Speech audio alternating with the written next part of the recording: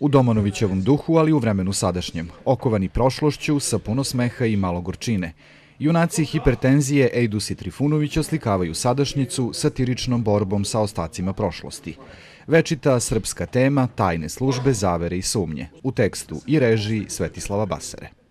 Sve su neke asocijacije i neke, a pritom beskrajno duhovite i dodiruju mnoge, da tako kažem, teme koje smo mi prošli u ovom prelasku iz komunizma u neki višepartijski sistem i tako dalje.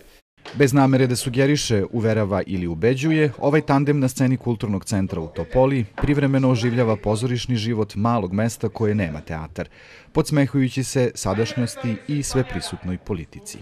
Što se više bavimo politikom, što nas više zanima politika u Srbiji, shvatamo da je sve moguće, tako da je i ovo jedan mogući scenarij koji je na sreću ovde komičan, ali je u suštini jako tužan. 6 duodrama po selekciji Igora Đorđevića po drugi put, osim stručnog žirija, ocenjivaće i publika. Pozorište je tu da osluškuje želje publike. Znate kako, zaista nisam siguran da u ovo doba realitija smemo da se oslanjamo samo na mišljenje publike. I žiriramo vrlo različite stvari unutar toga. Da li je dobar glumac, da li je dobra priča, da li je dobra emocija, da li je aktuelno, ali sve zajedno je vrlo zanimljivo. Završne večeri ružu sa 2 mirisa izvešće glumice iz Sombora Olgica Nestorović i Dragana Šuša.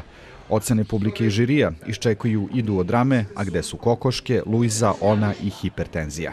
Za ljubitelje teatra u četvrtak van konkurencije igraće glumci amateri iz Topole, Zoran Pavlićević i Nebojša Vujičić u duodrami Uspon i pad prvog grobara.